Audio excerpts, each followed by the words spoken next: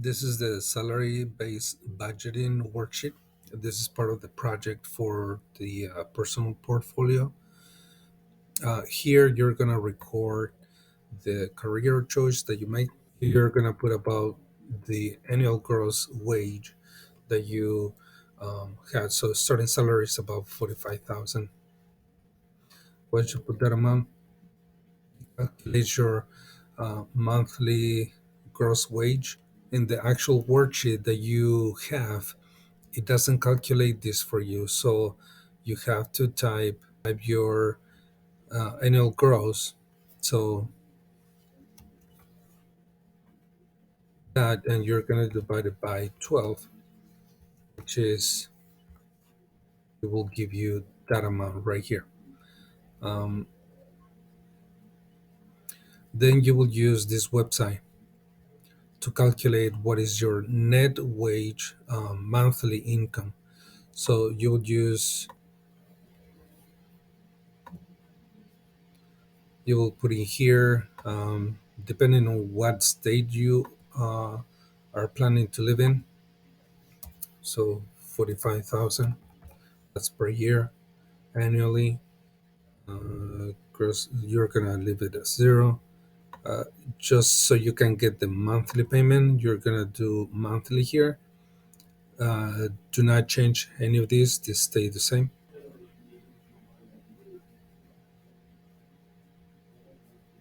You're gonna leave pretty much everything else as is, and then you're gonna calculate. You will come up here and it calculates the net pay for you. So you're gonna copy this amount and then just take it and put it in your um,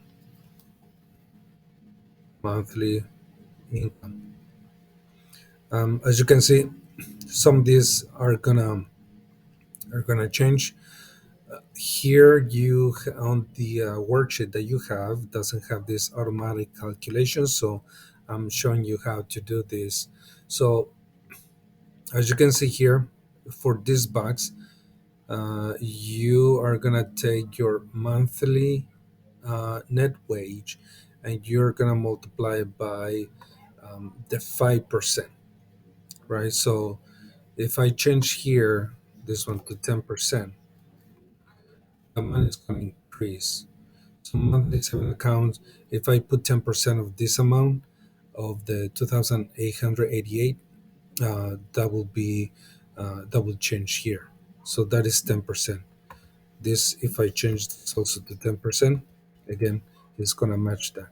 Um, Part of the assignment, you have to calculate what is that goes the total monthly savings that you are going to put into your account. So 578, that adds to this two, right?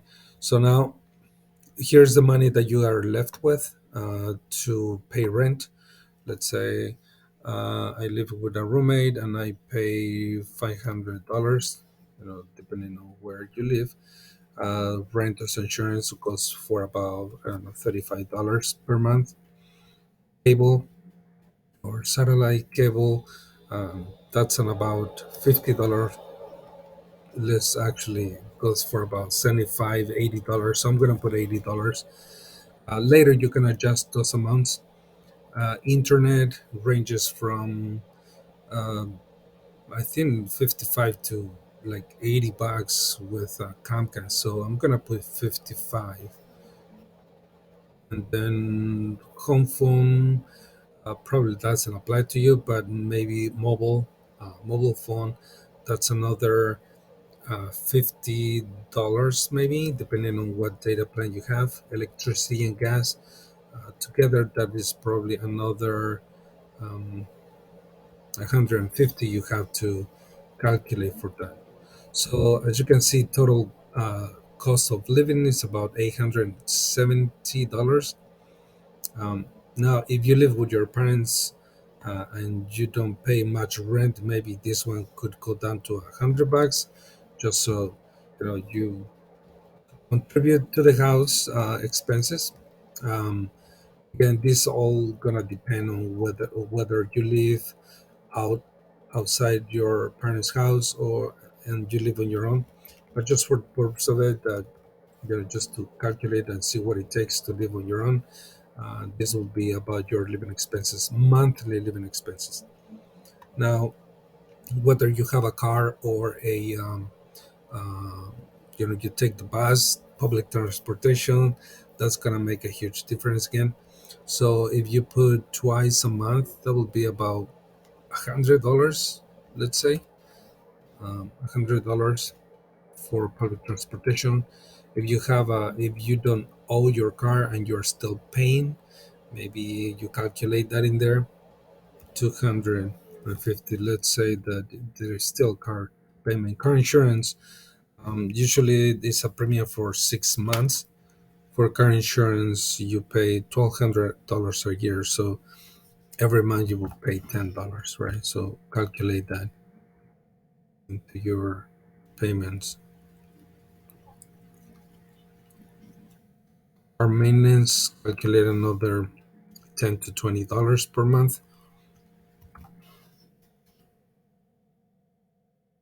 Gas, and that's public transportation.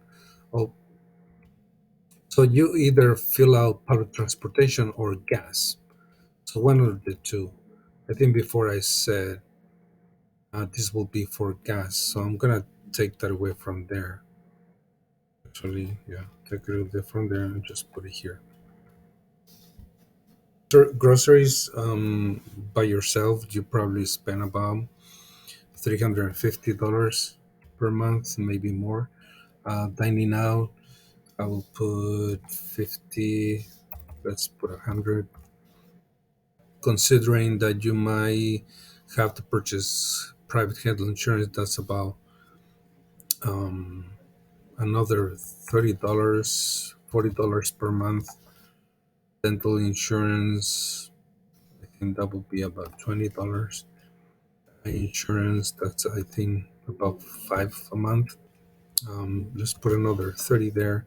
Gym membership, I think it could go from 15 to 100 and something per month. So let's put 15.